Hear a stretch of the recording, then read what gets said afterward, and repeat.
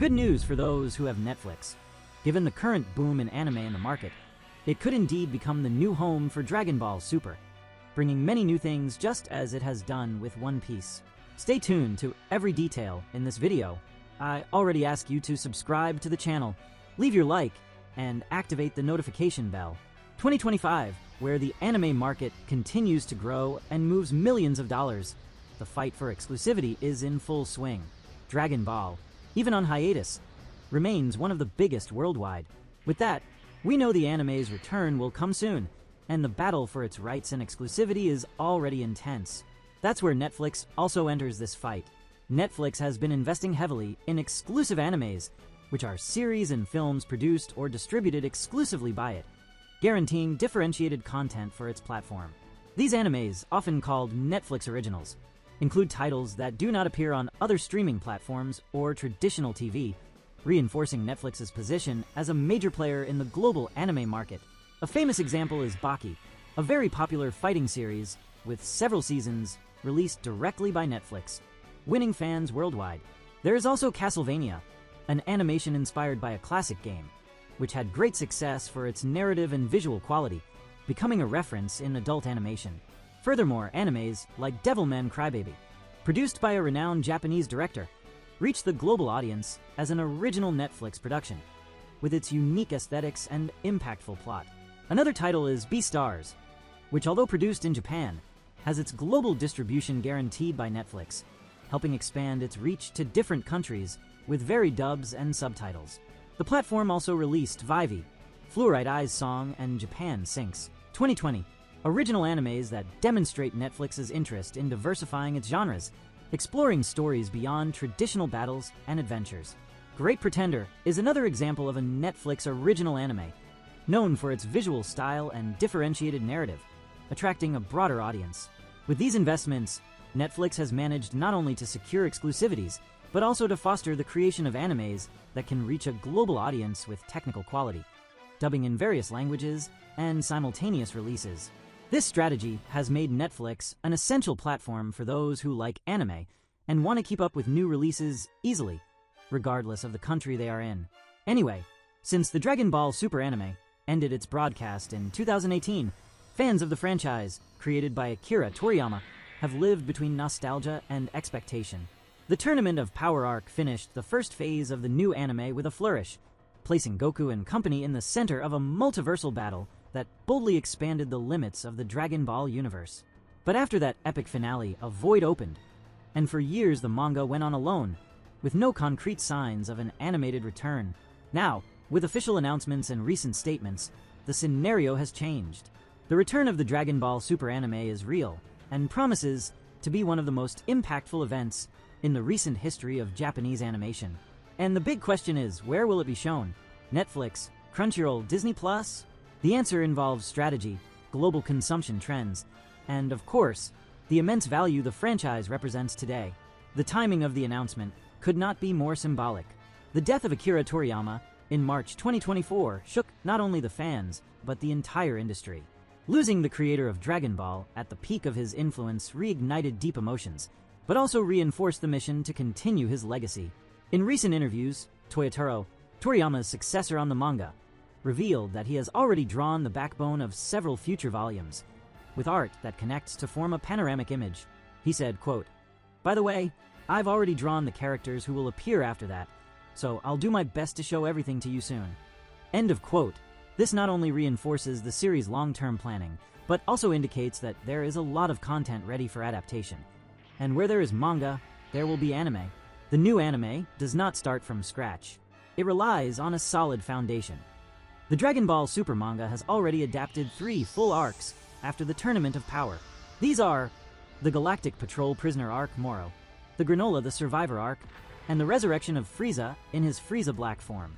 Each brings not only new characters and epic battles, but a significant evolution in the protagonists and the franchise's mythology. Goku and Vegeta are no longer the same heroes we knew. They have matured and become symbols of opposite paths of power. Ultra Instinct, guided by detachment, and Ultra Ego, fueled by pride and destruction. The Moro arc will almost certainly be the first to be adapted. In it, the villain is an ancient being with magical abilities, capable of consuming the life energy of entire planets. Unlike any previous enemy, Moro represents a mystical and cosmic threat. Goku begins his training with Miras, an angel disguised as a galactic patrolman, while Vegeta goes to Yardrat, where he learns the forced spirit fission technique. This new technique allows him to undo fusions and absorptions, completely changing battle dynamics. The arc's peak is Goku's fight in complete Ultra Instinct against a Moro who even absorbed angelic powers. The result is a battle mixing philosophy, sacrifice, and visual spectacle. The Granola arc deepens the emotional side of the narrative. Granola is the last survivor of a planet destroyed by the Scions under Frieza's command. He makes a wish to the local Dragon Balls and becomes the most powerful warrior in the universe, but at the cost of part of his life expectancy. Through him, Dragon Ball revisits the dark past of the Scions, and Vegeta takes on his historical burden in a touching way. His transformation into Ultra Ego is perhaps the character's greatest moment of growth. Meanwhile, the Heaters, a galactic mercantile organization, manipulate conflicts, culminating with Gas also becoming the strongest, until Frieza Black arrives, defeating all easily after 10 years of training in an alternate time room. Frieza, now more threatening than ever, returns to the center of the narrative with intelligence and coldness that elevate him to the rank of one of fiction's greatest villains. Once animated, these arcs will not only bring back the adrenaline of stylized battles, but also explore new narrative tones, new dilemmas, and character development. The expectation is not only for faithfulness to the original work, but for expansion. Extra scenes, unheard flashbacks, deeper moments for characters like Broly, Pan, Goten, and Trunks, and perhaps even a connection to the movie Dragon Ball Super. Superhero, which highlighted Gohan Beast and Orange Piccolo. But where will we be able to watch this long-awaited return? That's where the new configuration of the anime market comes in. Unlike in 2015, when Dragon Ball Super premiered on Japanese TV and was distributed in parts by Crunchyroll and Toonami, today's streaming platforms fiercely compete for the rights to major franchises. And Dragon Ball is not just big, it is one of the biggest. Netflix, for example, has already made clear its goal of becoming the global home of anime. It has invested heavily in titles like One Piece, with its live-action adaptation, Baki Hanma, Record of Ragnarok, and Castlevania. The presence of Dragon Ball Z Kai and other franchise movies in the catalog in some countries indicates an already established relationship with Toei Animation and distributors. If Netflix secures the rights to the new Dragon Ball Super, it is likely they will bet on simultaneous dubbed releases, something that has already become standard for them. Considering the global appeal of the series, this could include Brazilian Portuguese, Latin Spanish, English, French, Italian, German, and other languages right at launch. But Netflix is not alone in this dispute. Crunchyroll, the largest platform dedicated exclusively to anime, with its history of broadcasting Dragon Ball Super and the trust of the most traditional fans, is another strong candidate to host the new phase of the series. Disney Plus, although entering the market later, has already secured rights to series like Bleach, Thousand Year Blood War, and Tokyo Revengers, showing it also wants to fight hard for exclusivities. Given this, it is possible that Toei may opt for a fragmented distribution model, where different platforms have regional rights. Netflix could cover Latin America, Europe, and parts of Asia. Crunchyroll would maintain exclusivity in North America and Japan. Disney Plus could operate in specific markets, such as South Korea or Southeast Asia. It is also not ruled out that the anime premieres first on Japanese TV with weekly episodes, and is released worldwide on streaming shortly after, as already happens with One Piece. Regardless of the platform, what matters is that Dragon Ball Super is coming back with full force, and its return has the power to move the entire industry. We are talking about a franchise that, even without anime for years, delivered two hugely successful movies, Broly and Superhero, sells millions in manga and licensed products, and maintains an active, multi-generational fandom. For the fans, this means much more than new episodes. It is reuniting with heroes in their most powerful and mature versions, meeting memorable characters, revisiting emotions and battles that mark generations, and seeing Akira Toriyama's work continued with respect, but also with the courage to evolve. And it's not only the old audience that will be impacted. The new generation, who grew up watching Super on digital platforms, will now have a direct continuation with superior technical quality, modern animation, vibrant colors, immersive soundtrack, and above all, a narrative with real dramatic weight. The fight is no longer just for planets. but for identity, redemption, and legacy. In short, the return of the Dragon Ball Super anime marks the beginning of a new era. Whether on Netflix, Crunchyroll, Disney+, or wherever it may be, what matters is that the saga will stay alive and more epic than ever. It's the moment when Goku, Vegeta, Gohan, Frieza, Granola, and many other characters will return to teach us, amid energy blasts and explosions, about effort, overcoming, destiny, and above all, transformation. Because Dragon Ball was never just a story about fights. It is a story about evolution. And this return, more than necessary, is a consecration. How Dragon Ball will be distributed worldwide may define not only its reach, but also its commercial success, engagement, and penetration among new and old audiences. Historically, Dragon Ball has always been present in multiple media and broadcast channels. From open TV to digital platforms, Goku and his friends have passed through countless formats.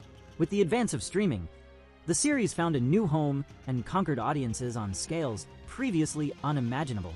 On Netflix, for example, there were moments when franchise titles, such as Dragon Ball Z and Dragon Ball Super, and especially movies like Dragon Ball Super Broly, were available, reaching peak audiences in Latin America and Europe.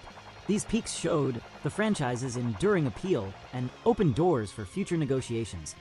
Although today the rights are more aligned with platforms specialized in Japanese animation, Netflix, being one of the most popular services in the world, present in over 190 countries, has become an essential showcase for any intellectual property that wants to reach the mainstream. When Dragon Ball Super was on the catalog, even if for a limited time, it generated increased related searches, growth in licensed product sales, and a flood of new fans discovering the universe created by Toriyama. Social networks were flooded with reactions and memes about classic moments and iconic battles, many coming from people who until then only knew Dragon Ball by name. Netflix's presence facilitated this initial contact, especially in regions with restricted access to specialized channels or other platforms. Thus, the new season of Dragon Ball Super presents itself as a watershed moment for these platforms. The choice of release location, whether in simulcast with weekly episodes simultaneous to Japan or entire seasons at once, could directly influence the commercial success of the project. Toei Animation, for its part, should bet on a hybrid strategy, allowing streaming with temporary exclusivity on one platform, like Crunchyroll, followed by releases on others, like Netflix or even Amazon Prime Video, according to regional agreements. Audience expectations are very high, and how the anime is promoted will be decisive. Netflix has already shown its strength in marketing campaigns for strategic animes, such as with One Piece and Baki Hanma, and it would be natural to see something similar for the new Dragon Ball Super, with dubbed trailers, banners on the platform's main page, social media campaigns, and even premieres in partner cinemas. The question now is no longer if Dragon Ball will return, but where and how this return will happen. And the answer to this question has the potential to shape the future of anime as a whole.